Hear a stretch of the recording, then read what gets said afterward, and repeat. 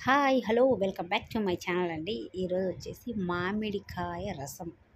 పచ్చి శనగపప్పు, మామిడికాయ రసం అనమాట. టేస్ట్‌లో సూపర్ అండి అసలు. చాలా అంటే చాలా బావుంటది. నేను చేసిన వెంటనే రసం అయిపోయిందనమాట. అంత టేస్ట్ అంత బావుండింది. అసలు మనం తాగేయొచ్చనమాట.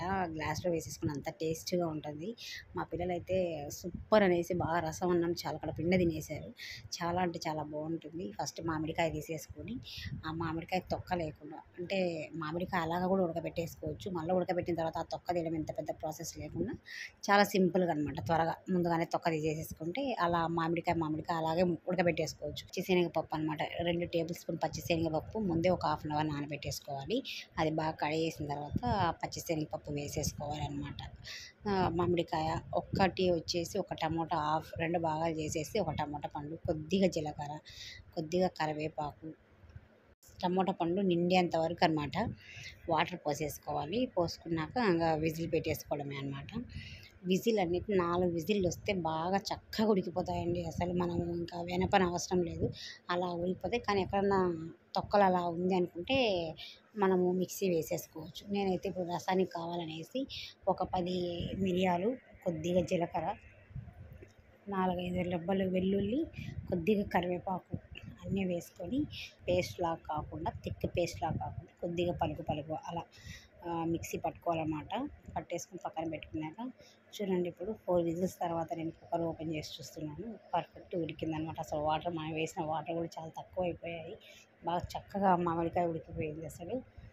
అసలు ఇంకా ఏమంటే టమోటాలు, ఆ పచ్చిశనగపప్పు మనం గెంటెతో అట్లా తాకినా కూడా మెత్తగా అయిపోతాయి.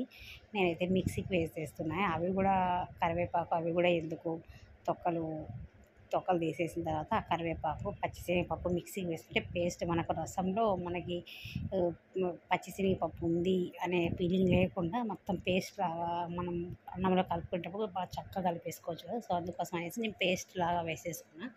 వేసుకొని మనకు మామిడికాయ పులుపును పట్టి వాటర్ వేసుకోవాలన్నమాట. మీరు మామిడికాయ పుల్లగా ఉందంటే కొద్దిగా వాటర్ ఎక్కువ పడుతుంది. లేదు అంటే కొద్దిగా వాటర్ తక్కువ పడుతుంది. వాటర్ అనేది చూసి వేసుకోండి మీరు.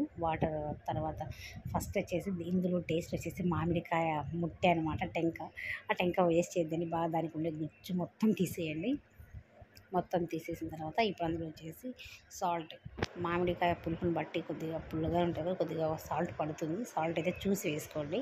సాల్ట్ వేసుకున్నాక ఇప్పుడు అందులో వచ్చేసి మనం ఇప్పుడు ముందుగానే పసుపు వేయలేదు కాబట్టి ఉడకబెట్టేటప్పుడు ఇప్పుడు 1½ టేబుల్ స్పూన్ పసుపు వేసి బాగా తిప్పేసుకోవాలన్నమాట. బాగా కలిపేసుకోవాలి. కలిపేసుకున్నాక ఇప్పుడు అందులో వచ్చేసి మనము పక్కన ఒక గిన్నె పెట్టేసుకొని తిరువాత వేసేసుకొని కొద్దిగా ఆయిల్ వేసుకున్నాక 2 టేబుల్ స్పూన్ల ఆయిల్ వేసి దాంట్లో కొద్దిగా ఆవాలు, జీలకర్ర, పచ్చిశనగపప్పు, కొన్ని మెంతులు, కొద్దిగా ఉద్దిబేళ్ళు, వెల్లుల్లి రెబ్బలు 5, 6 వెల్లుల్లి రెబ్బలు వేసేసుకొని నలగొట్టుకొని వేసుకొని వెల్లుల్లి లేకపోతే మొహాన పడుతుంది.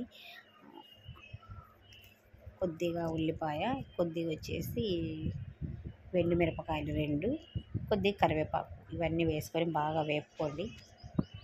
ఇవి వెల్లుల్లి, ఉల్లిపాయ పచ్చి వాసన పోయేంత వరకు వేపుకోవాలన్నమాట. బాగా లైట్ బ్రౌనిష్ కలర్ రావాలి. మరీ మాడిపోయినలా కాకుండా లైట్‌గా కొద్దిగా బ్రౌనిష్ కలర్ వచ్చిన తర్వాత ఇవి వేగిన తర్వాత ఇప్పుడు అందులో కొద్దిగా మనము ఇది రసం కాబట్టి కొద్దిగా ఇంగువ వేసుకోవాలన్నమాట. ఇవన్నీ వేగిన తర్వాత ఇప్పుడు అందులో కొద్దిగా ఇంగువ వేసుకుంటే రసమునికైనా పప్పుకైనా ఇంగువ టేస్ట్ సాంబార్‌కి, పప్పుకి, రసానికి చాలా బాగా వస్తుంది కదా! సో, అందుకోసమని మేము రసంలో కూడా ఇంగువ వాడతామండి. ఇంగువ వేసుకునే వాళ్ళు ఆప్షనల్ ఇది. ఇంగువ అలవాటు ఉన్నవాళ్ళు ఇంగువ వేసుకోండి, లేకపోతే లేదు. ఇందులో తర్వాత నేను ముందుగానే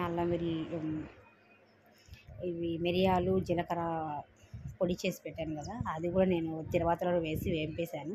వేపేసిన తర్వాత ఇప్పుడు ముందుగా మనం పెట్టుకున్నాం కదా మామిడికాయ రసం, అవి పోసేసిన వెంటనే మూత పెడితే దాని అరోమా బయటికి వెళ్ళకుండా బాగా అక్కడే ఉంటుందన్నమాట. సో, అందుకోసం అనేసి అదే కాక వేసేటప్పుడు ఆయిల్ అంతా చుట్టూ పోకుండా మనం మూత పెట్టేసినామంటే అక్కడే స్టాప్ అయిపోతుంది. సో, అందుకోసం అనేసి నేను మూత పెట్టాను.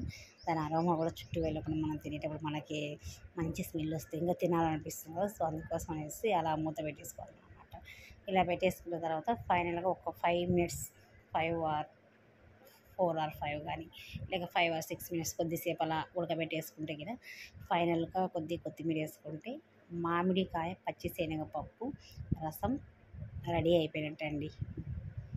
బాగా చూసా కదా, కలర్ కూడా ఎంత బాగా అంటే మనము అసలు మామిడికాయ రసమా అన్నట్టు ఐడియా వస్తుంది, అడుగుతారనమాట ఎవరికన్నా చూసినా కూడా. అంత బాగుంది, చాలా అంటే చాలా బాగా. అలా పొంగు వచ్చేంత వరకు మనము ఉడకబెట్టేసుకొని స్టవ్ ఆఫ్ చేసుకోవడమే.